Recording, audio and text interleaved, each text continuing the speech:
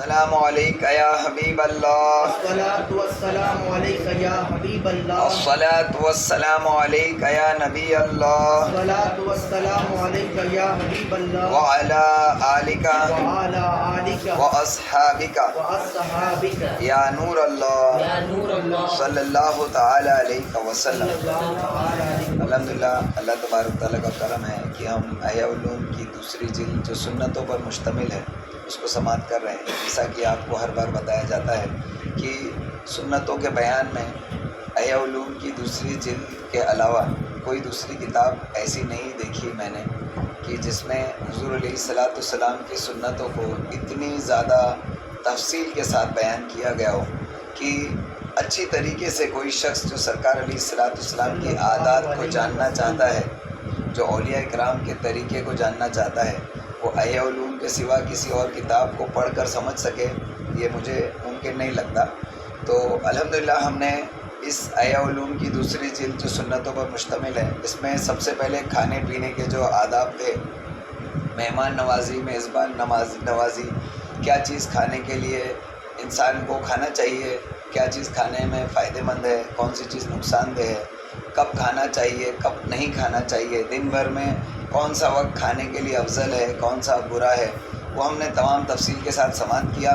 اگر ان قریب 53 پیجز پر مشتمل، 53 صفحات پر مشتمل یہ سنتیں کھانے پینے کے تعلق سے، اللہ کرے کہ ہم ان کو بار بار پڑھیں، اور کیونکہ ہمارے زندگی میں کھانا پینا بہت زیادہ ہی ہوتا ہے اور صحت کا خیال رکھنا بھی ہمارے لیے ضروری ہے، تو آپ اس کو گھر میں پھر سے پڑھیں اور کم سے کم اپنا کھانا پینا سنت کے مطابق کریں۔ اگر کوئی شخص اپنا کھانا پینا بھی سنت کے مطابق نہ کر سکا تو میں سمجھتا ہوں کہ اس نے کچھ بھی نہیں سیکھا، اور اس کو کسی کو کچھ سکھانے کا حق بھی نہیں، سکھانے لائق نہیں۔ جو کھانا پینا نہیں سیکھ سکا وہ کیا لوگوں کو کچھ سکھائے گا؟ اور کھانا پینا یہ سب سے پہلی چیز ہے کہ جو بچہ اس دنیا میں آتا ہے تو سب سے پہلے اپنی ماں کا دودھ پیتا ہے۔ اس کو اللہ تعالیٰ نے اتنا شعور دیا ہوتا ہے کہ وہ اس کو دنیا میں کوئی نہیں سکھاتا، وہ خود ہی کھا پی لیتا ہے، یعنی پہلا عمل ہی انسان وہ کرتا ہے۔ تو چاہیے کہ ہم سنتیں سیکھیں، اور اسی وجہ سے امام غزالی رحمۃ اللہ تعالیٰ علیہ نے آداب اور سنت کے بیان میں سب سے پہلے کھانے پینے کا ہی معاملہ رکھا۔ اب اس کے بعد دوسرا ٹاپک ہمارا شروع ہوتا ہے آداب نکاح کا بیان۔ یہ پچھلے ہفتے شروع تو نہیں ہوا تھا شاید نا، آج انشاءاللہ تعالیٰ اس کو شروع کرتے ہیں تمہید کے ساتھ۔ ہر قسم کی حمد و ستائش اللہ تعالیٰ کے لیے ہے، جس کی مصنوعات عجیبیہ تک وہموں کے تیرے راہ نہیں پاتے، اور عقل اس کے عجائب قدرت کے شروع سے ہی یوں لوٹتی ہے کہ اس کا ادراک ختم ہو چکا ہوتا ہے۔ اللہ تبارک تعالیٰ کی حکمتوں کو ہم جیسے لوگ نہیں سمجھ سکتے، اور ہماری عقلیں پہنچ بھی نہیں سکتی، اس لیے آمنا اور صدقنا یہی ہمارے لیے کافی ہے کہ ہم اللہ تعالیٰ نے جو کہا، حضور علیہ الصلاۃ والسلام نے جو کہا، اس کو آنکھ بند کر کے اور سر خم کر کے دل سے تسلیم کرنا، یہی ہمارا ایمان۔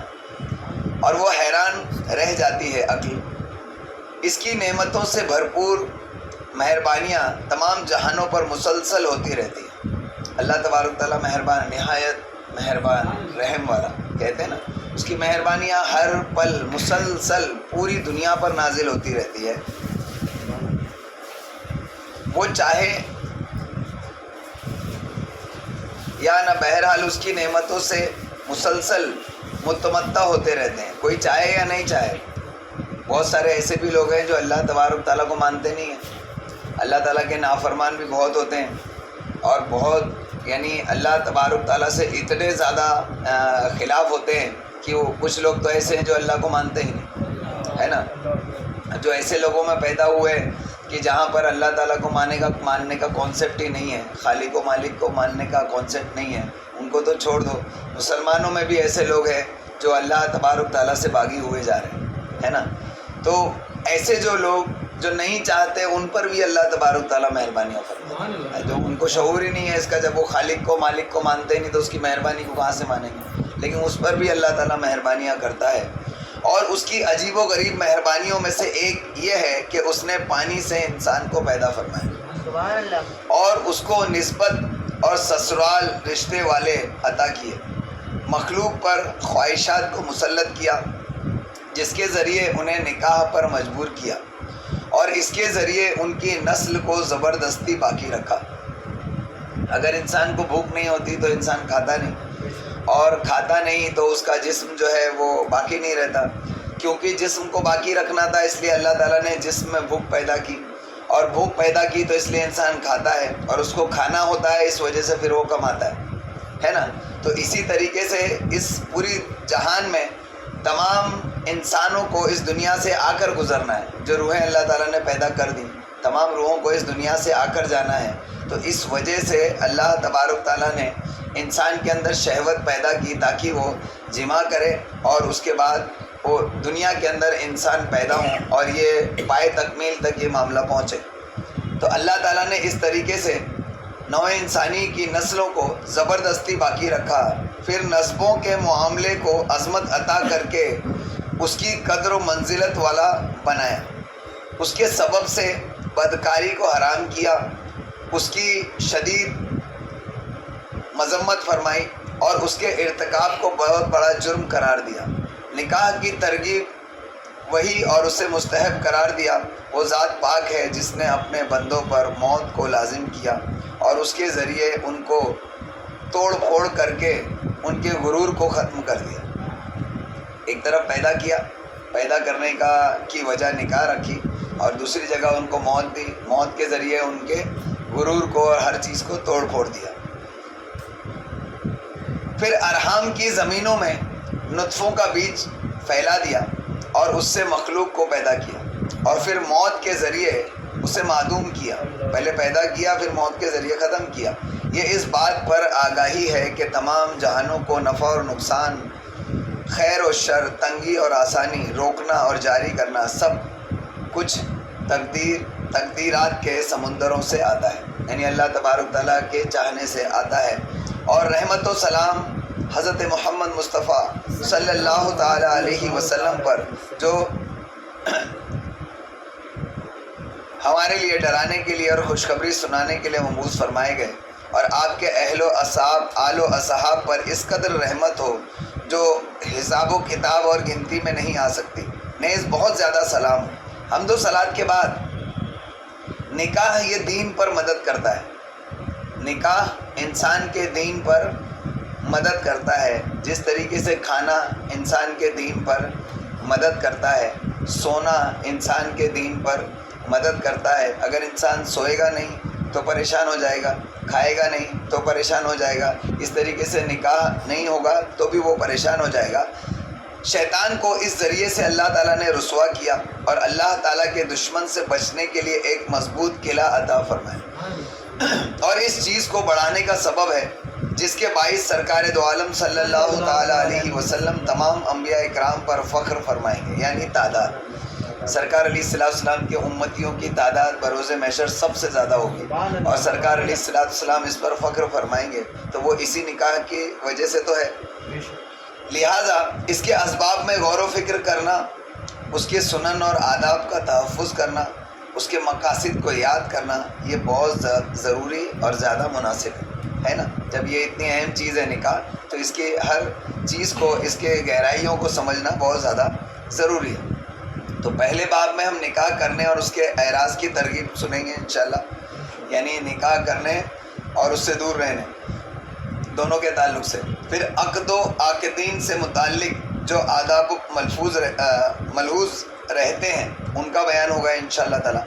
عقد کے بعد سے جدائی تک کے آداب معاشرت بھی انشاءاللہ سماعت کریں گے، طویل ٹاپک ہے انشاءاللہ تعالی، اس کو اچھے طریقے سے سننا ہے۔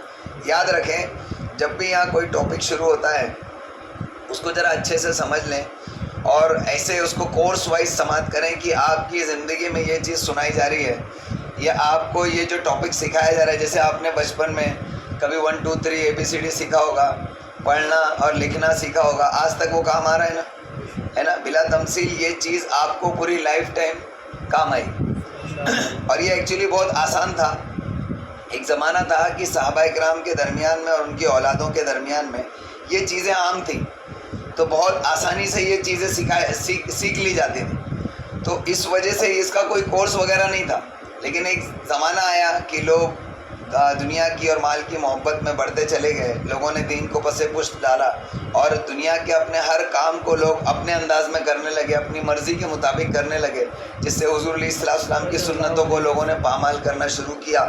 اس کے بعد پھر اولیاء کرام نے ضرورت سمجھی کہ بھائی ان تمام چیزوں کو لکھ کر محفوظ کر دیا جائے، ورنہ نہ جانے کیسا زمانہ ہے کہ لوگ شاید جان بھی نہ سکیں کہ یہ بڑی بڑی چیزیں ہیں کیا۔ جیسے نکاح ایک شے ہے نا، کچھ علاقے ایسے ہیں ویسٹرن کنٹریز کے اندر جن کے اندر نکاح اور شادی کوئی چیز ہی نہیں، سمجھ میں شاید ہو سکتا ہے کہ اس طریقے سے ان لوگ اس شادی کو اتنا ہلکے میں لیتے ہیں کہ شاید کئی لوگ ایسے بھی ہوں گے کہ جو شادی بھی کوئی شے ہے ایسا سوچتے ہوں گے۔ تو کہیں یہاں بھی ویسا زمانہ نہ آئے، ہے نا، اور پتہ نہیں فیوچر میں کیا ہونے والا ہے، ہم نہیں جانتے، ہے نا، کیونکہ ویسٹرن کنٹریز کے راستے پر پیچھے پیچھے ہمارا یہاں ایشین کنٹریز بھی چل رہی ہے نا، پتہ نہیں یہاں پر کیا ہونے والا ہے۔ بہرحال پھر ان تمام چیزوں کو محفوظ کرنا اللہ والوں نے ضروری سمجھا، اور الحمدللہ امام غزالی رحمۃ اللہ علیہ نے اس کو لکھا ہے، تو ہم اس کو اچھے طریقے سے سمجھ لیں گے انشاءاللہ۔ اور جب آپ اس کو بار بار پڑھیں گے تو بہت اچھی طریقے سے آپ اس کا تجربہ کر لیں گے کہ نکاح ایکچولی ہے کیا، اور اللہ تبارک تعالیٰ نے کیوں اس کی ترغیب دی اور کہاں کہاں اس سے روکا بھی گیا، ٹھیک ہے نا انشاءاللہ۔ تو نکاح کرنے اور اس سے بچنے کی ترغیب، یہ ٹاپک ہے۔ نکاح کی فضیلت کے بارے میں علماء کا اختلاف ہے، یہ پہلی لائن ہے، پہلی ہی لائن، نکاح کی فضیلت کے بارے میں علماء کا اختلاف ہے۔ جس معاملے میں اختلاف ہے، اختلافی مسائل کو آپ جانتے ہیں نا کیسا ہوتا ہے نا، لیکن لوگ ایک طرف جاتے ہیں زیادہ تر۔ اب نکاح کے معاملے میں ہے کسی کو اختلاف؟ آج نکاح کی فضیلت میں کس کو اختلاف ہے؟ کوئی اختلاف نہیں کرتا، سب ایک طرف جاتے ہیں۔ باقی ساری چیزیں نہ جانے کون کون سے اختلاف لیے بیٹھے ہیں کہ دو پھاڑ ہو گئی امت، اور دو پھاڑ کیا نہ جانے کتنے پھاڑ ہو گئی، کتنے فرقے بن گئے۔ لیکن نکاح کی فضیلت کے بارے میں بھی علماء کرام کو اختلاف ہے۔ بعض لوگوں نے اس سلسلے میں اتنا مبالغہ کیا کہ اسے عبادت کے لیے گوشہ نشینی سے بہتر قرار دیا۔ بعض علماء کرام نے اس کو اچھا، جنہوں نے فضیلت کو اس کی اچھا جانا، تو انہوں نے اس کو گوشہ نشینی سے بہتر ہے کہ انسان نکاح کر کے اپنے ایمان کو محفوظ رکھے۔ سمجھ میں یہ ایسا لگتا بھی ہے، سمجھ میں ایسا نظر بھی آتا ہے، لیکن زمانے کے اعتبار سے بدلتی ہے بات۔ جبکہ دوسرے حضرات نے اس کی فضیلت کا اعتراف تو کیا کہ فضیلت تو ہے، کیوں نہ اس کی فضیلت کا اعتراف کیسے نہیں کریں گے جبکہ سرکار نے جو کام کیا، حضور علیہ السلام کی سنت ہے تو فضیلت سے خالی ہو نہیں سکتی۔ تو اس کا فضیلت کا تو اعتراف تو کیا، لیکن عبادت کے لیے گوشہ نشینی کو اس پر مقدم قرار نہیں دیا، جبکہ نفس کو اس قدر شوق نہ ہو جس سے حال خراب ہو جائے اور وہ جماع کی دعوت دے۔ کچھ دوسرے حضرات نے فرمایا کہ ہمارے اس زمانے میں اسے چھوڑ دینا افضل ہے۔ کس کے زمانے میں؟ امام غزالی رحمۃ اللہ علیہ کہتے ہیں کہ کچھ لوگوں نے اس زمانے میں کہا کہ اسے نکاح کو چھوڑ دینا افضل ہے، تو اب تو اور 900 سال گزر چکے، اور حقیقت میں اب اس زمانے میں معاملہ بڑا خراب ہے۔ البتہ پہلے دور میں اس کی فضیلت تھی، کیونکہ اس وقت لوگوں کی کمائی حرام نہیں تھی اور عورتوں کے اخلاق بھی برے نہ تھے، سمجھ میں۔ لیکن امام غزالی رحمۃ اللہ علیہ سے اب یہ زمانہ پھر اور بدلا، سمجھ میں۔ پہلے جہاں پر عورتوں میں اخلاق، امام غزالی رحمۃ اللہ علیہ فرماتے کہ اب اس زمانے میں اخلاق نہیں نہ، پتہ ہے ان کے دور میں اخلاق کا مطلب کیا ہے؟ اب آپ تھوڑا سوچئے، آپ کی نانی دادی اور میری ماں وغیرہ جو ہیں ان کے اخلاق کتنے اچھے تھے، ہم تو ان کے اخلاق بہت اچھے جانتے ہیں۔ پھر امام غزالی رحمۃ اللہ علیہ نے اپنے زمانے کی عورتوں کو کہا کہ ان کے اخلاق اچھے نہیں، سے مطلب کیا ہوا؟ تھوڑا سا اس کو سمجھنے کی کوشش کریں گے آپ، اخلاق کو ایک چیز سمجھ کے نہ رکھیں۔ ہم نے اس زمانے میں جس چیز کو اخلاق سمجھ کے رکھا ہے نا، حقیقت میں وہ اخلاق نہیں۔ اخلاق اس کو کہتے ہیں کہ جو بالکل حضور علیہ السلام کی سیرت اور سنت کے مطابق لوگوں سے میل جول اور لوگوں کے ساتھ میں ہمارا جو بھی انٹریکشن ہوتا ہے وہ بالکل حضور علیہ السلام کی سنتوں کے مطابق ہو تو اس کو اخلاق کہتے ہیں، اور جہاں اس سے پھرنا شروع ہوئے یا اس سے دور ہونا شروع ہوئے تو وہ اس کو بد اخلاقی کہا جائے گا۔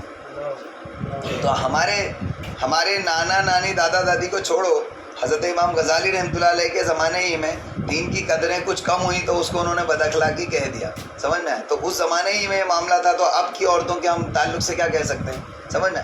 تو کیونکہ اب عورتوں کے اخلاق اچھے نہیں اور اس وقت میں لوگوں کی کمائی حرام نہیں تھی تو ٹھیک تھا، سمجھ میں؟ تو اب کہتے ہیں کہ ہمارے زمانے میں اب یہ نکاح کرنا درست نہیں، تو سوچ، لیکن اب اس زمانے میں معاملہ اور پلٹ گیا ہے۔ اب صرف اخلاق اور کمائی حرام والا معاملہ نہیں، اب لوگوں کا حرام میں انہماک کا خطرہ ہے، تو اس وجہ سے اب نکاح کوئی اور معاملہ رکھتا ہے۔ ہو سکتا ہے علماء کرام اگر اس پر کہیں تو وہ الگ معاملہ ہوگا، کیونکہ جتنی بھی سنتیں حضور علیہ الصلوۃ والسلام کی ہر دور میں وہ کہیں نہ کہیں کام آتی ہیں، کسی کے لیے الگ طریقے سے، کسی کے لیے الگ طریقے سے۔ اس سلسلے میں حق بات کو واضح کرنے کے لیے اس کی ترغیب اور اس سے رکنے کے بارے میں احادیث اور آثار کو پہلے ذکر کرنا ہوگا۔ یعنی اس لیے امام غزالی رحمۃ اللہ علیہ فرماتے ہیں کہ اس سلسلے میں حق بات جو ہے اس کو واضح کرنا ہے، تو ہم اس کی ترغیب اور اس کے خلاف جو آتا ہے سب کچھ سنیں گے انشاءاللہ۔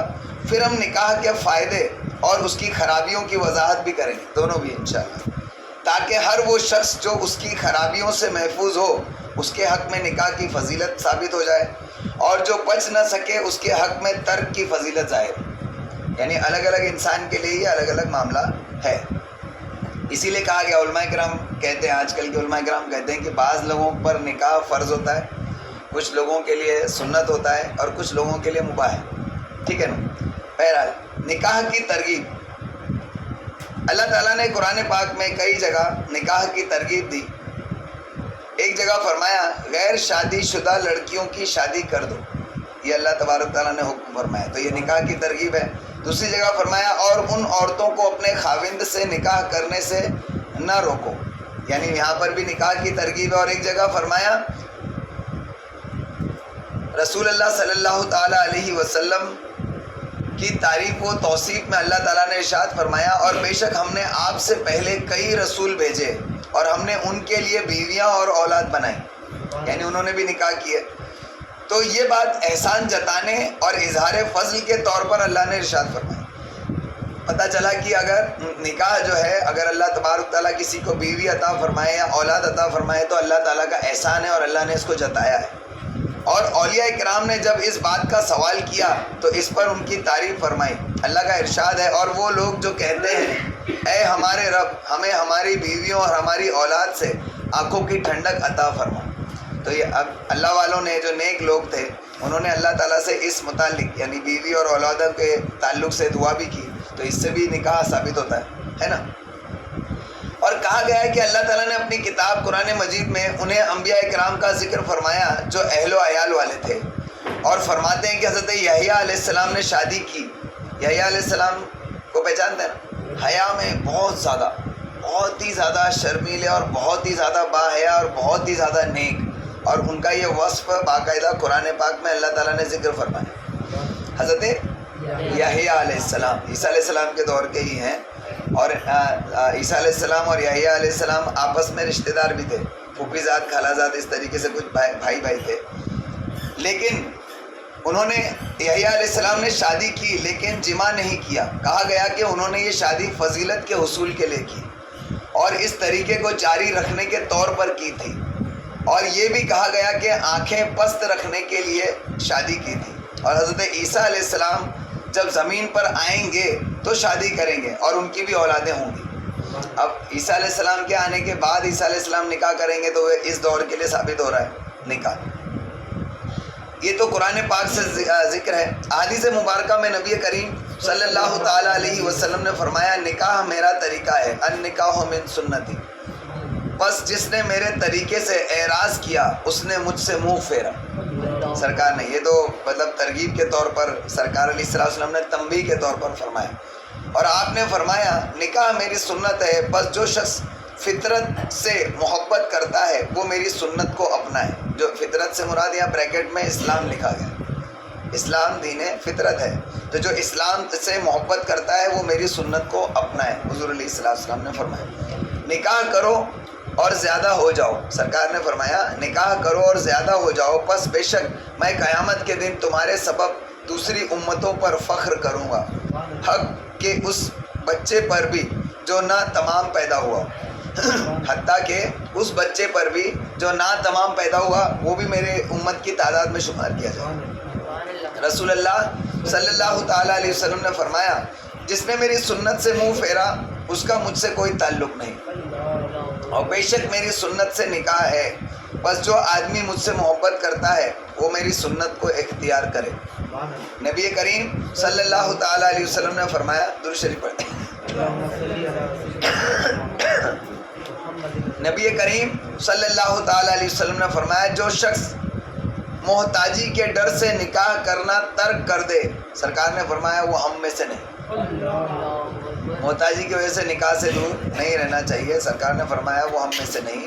اس حدیث میں نکاح سے رکنے کی وجہ کی مذمت فرمائی ہے، نکاح چھوڑنے کی مذمت نہیں فرمائی، سمجھنا ہے؟ یعنی نکاح اگر کوئی اس وجہ سے چھوڑتا ہے کہ بھائی میں پورا نہیں کر پاؤں گا تو اس کی مذمت سرکار نے فرمائی۔ آپ نے ارشاد فرمایا جو شخص مالدار ہو اسے نکاح کر لینا چاہیے، سمجھنا ہے؟ یہ ایکچولی اللہ تبارک تعالیٰ نے ایک دنیا کا نظام بھی بنایا، کیونکہ اللہ تعالیٰ جس کو چاہتا ہے بے حساب رزق عطا فرماتا ہے۔ یہ بھی قرآن پاک کی آیت ہے نا، وَاللَّهُ يَرْزُقُ مَن يَشَاءُ بِغَيْرِ حساب، جس کو چاہتا ہے بے حساب عطا فرماتا ہے۔ تو یہ اللہ تعالیٰ کا نظام ہے، اللہ تعالیٰ کچھ لوگوں کو زیادہ اور کچھ لوگوں کو کم عطا فرماتا ہے۔ تو جن کے پاس زیادہ ہے یہ رزق برابر ڈسٹریبیوٹ ہو، اس کے لیے اللہ تعالیٰ نے کئی نظام بنائے، جیسے زکوٰۃ، خیرات، صدقہ، فطرہ، اس ذریعے سے لوگوں اور پڑوسی کی مدد کرنا، رشتہ دار کی مدد کرنا، ان ذریعوں سے زیادہ مال والوں کا مال یہ کم لوگوں کی طرف جاتا ہے، جس کو یہ لیکویڈیٹی کہتے ہیں، یعنی یہ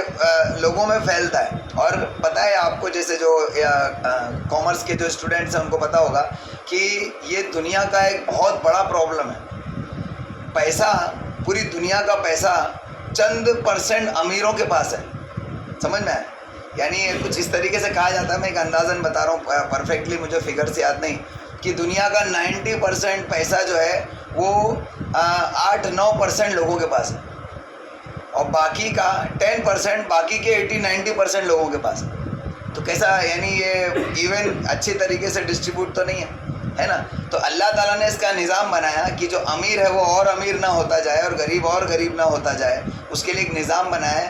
تو اس میں سے ایک نکاح ہے، جب انسان، اسی لیے اللہ تعالیٰ نے ہم کو مسلمانوں کو 4 نکاحوں کی بھی جو ہے وہ یعنی اجازت دی، کیونکہ اس سے جو ہے وہ عورتیں، کیونکہ کمانے کی تو ہوتی نہیں ہیں، عورتوں کو اللہ تعالیٰ نے کمانے کے لیے نہیں بلکہ بچے سنبھالنے کے لیے رکھا، کہ وہ آگے کی نسلوں کو سدھاریں، اور لوگوں انسانیت کو پھیلانے کے لیے اللہ تعالیٰ نے ان کو ایز اے ٹیچر رکھا ہوا ہے، ٹھیک ہے نا؟ وہ بچوں کی پرورش کریں اور ان کی تربیت کریں۔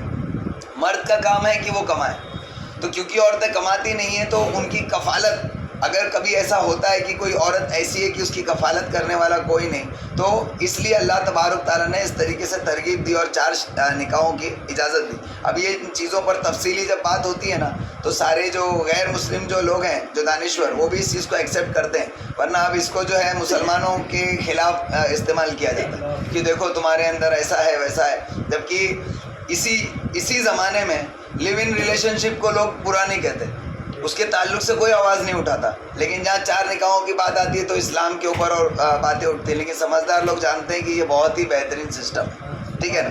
تو یہ اللہ تبارک تعالیٰ نے نکاح جو ہے وہ لوگوں کے درمیان میں مال کی بہتر تقسیم کے حساب سے بھی اللہ تبارک تعالیٰ نے نکاح کو ضروری کیا، اور آپ نے ارشاد فرمایا تم میں سے جو شخص جماع کی طاقت رکھتا ہو وہ نکاح کرے، یہ آنکھوں کو زیادہ پست کرنے والا اور شرمگاہ کی زیادہ حفاظت کرنے والا ہے، اور جو طاقت نہ رکھتا ہو وہ روزہ رکھے، اس کے لیے روزہ خسی ہونے کے مترادف ہے۔ تو یہ حدیث اس بات پر دلالت کرتی ہے کہ اس میں ترغیب کا سبب آنکھ اور شرمگاہ کے خراب ہونے کا خوف ہے۔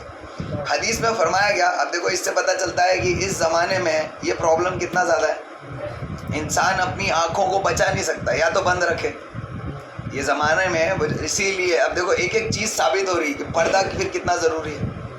انسان اگر اپنے ایمان کو اور اعمال کو درست رکھنا چاہتا ہے، اپنی شہوت کو جو ہے کنٹرول میں رکھنا چاہتا ہے، تو اس کو آنکھوں کی حفاظت ضروری ہے، اور مرد اپنی آنکھوں کی حفاظت کرے تو عورت اپنے حسن کی حفاظت کرے تو وہ پردے کے ذریعے ہے۔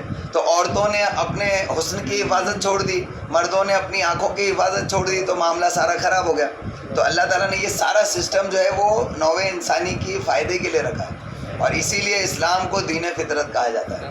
بالکل ایگزیکٹلی اس سے بہتر کوئی قانون ہو ہی نہیں سکتا تھا کیونکہ میرے رب نے بنایا ہے. تو یہ حدیث اس بات پر دلالت کرتی ہے کہ اس میں ترغیب کا سبب آنکھ اور شرمگاہ کے خراب ہونے کا خوف ہے.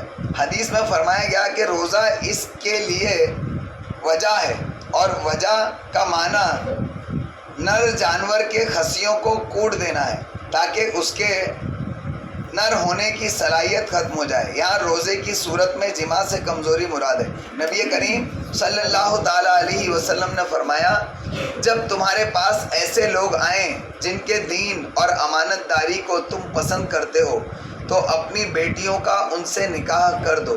اگر ایسا نہیں کرو گے تو زمین میں فساد اور بہت بڑا فتنہ ہوگا. 1400 سال پہلے سرکار نے کہہ دیا. ایگزیکٹلی دیکھو وہی الفاظ جو آپ اگر پڑھتے ہیں سنتے ہیں کہ ایسا نہیں کرو گے تو زمین میں فساد ہوگا. یہ فساد ہے نا، فساد صرف وہ قتل و غارت خون بہانا نہیں ہوتی، فساد اس کو بھی کہتے ہیں، سمجھ میں. اور بہت بڑا فتنہ ہوگا. آج پوری دنیا اس فتنے میں ملوث ہے، کوئی بھی محفوظ نہیں ہے اس سے، اس فتنے اور فساد سے کوئی بھی محفوظ نہیں ہے.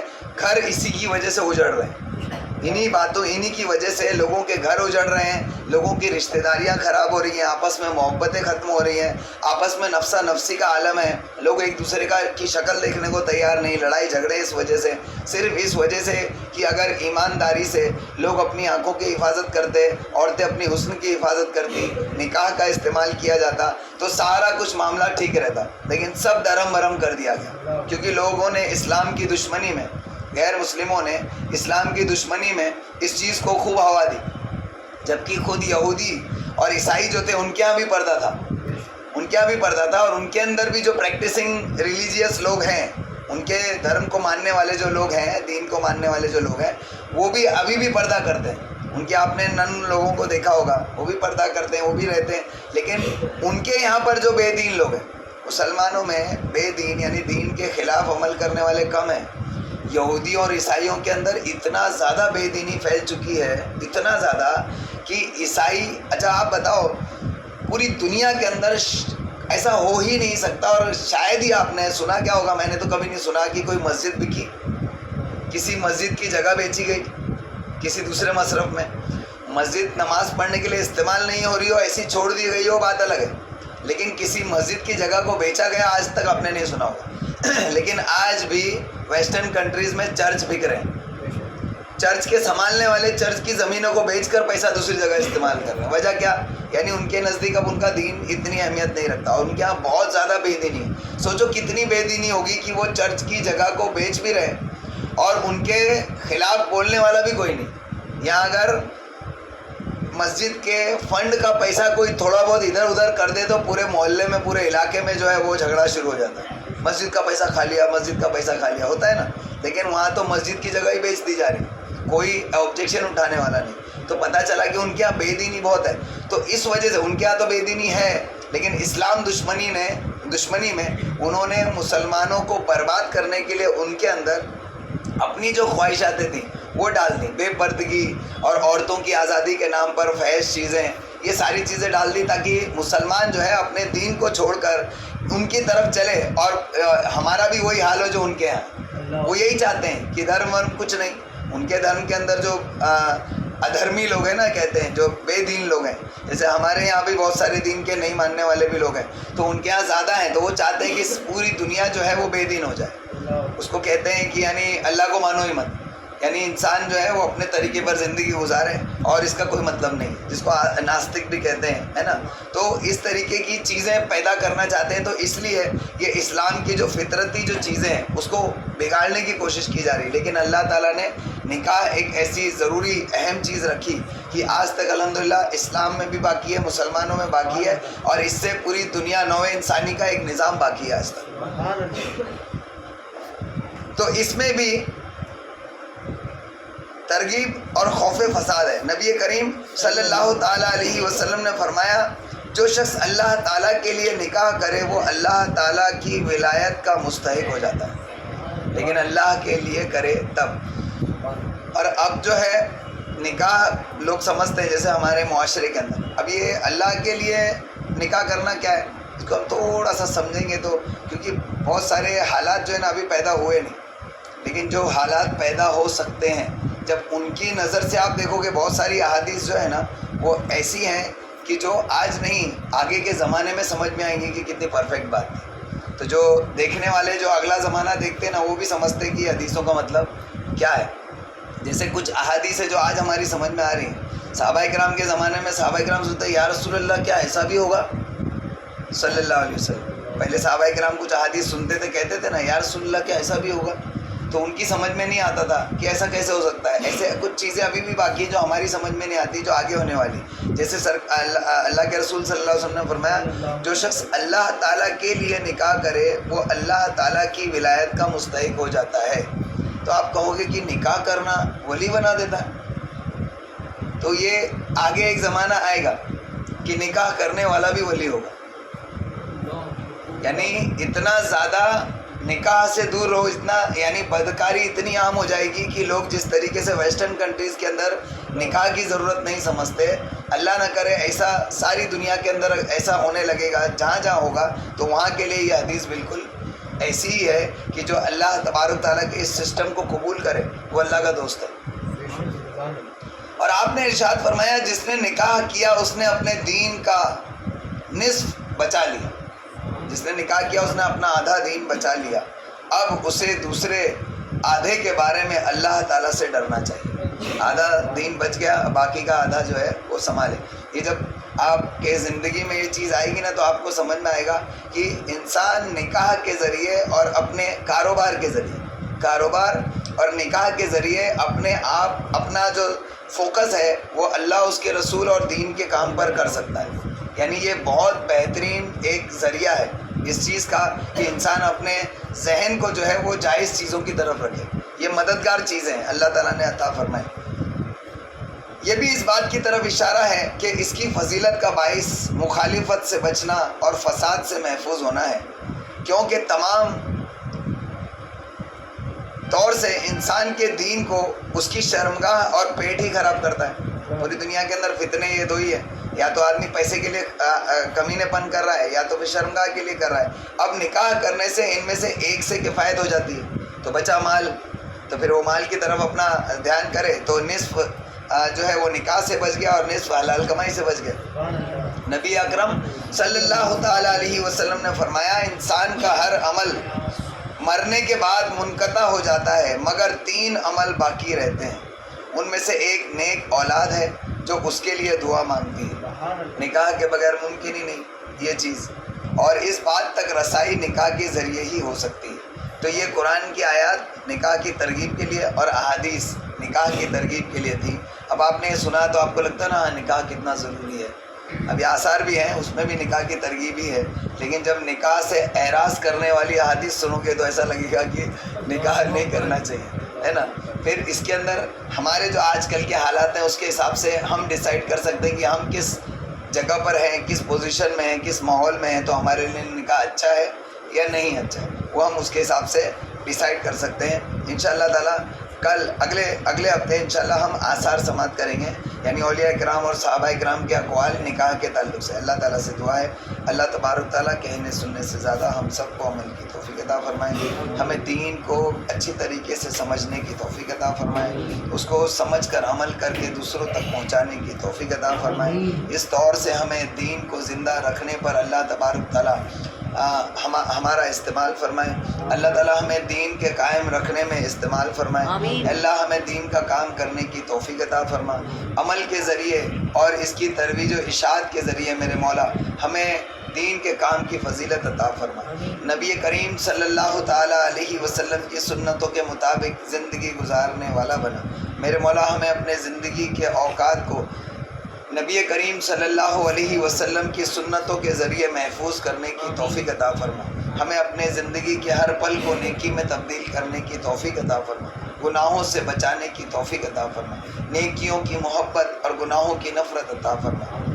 میرے مولا ہمیں کثرت سے تیرا ذکر کرنے کی توفیق عطا فرما، تیری یاد میں رہنے کی توفیق عطا فرما، تیری عبادت میں زندگی گزارنے کی توفیق عطا فرما، ہمیں آخرت کی اور دنیا کی کامیابی عطا فرما، نبی کریم صلی اللہ تعالیٰ علیہ وسلم کا دیدار خواب میں عطا فرما، موت کے وقت عطا فرما، قبر میں عطا فرما، حشر کے میدان میں عطا فرما، جنت میں حضور علیہ السلام کا ساتھ نصیب فرما، ایمان کے ساتھ مدینے میں موت عطا فرما، جنت البقیع میں قبر عطا فرما۔ سبحان ربک رب العزت عما یصفون وسلام علی المرسلین والحمد للہ رب العالمین۔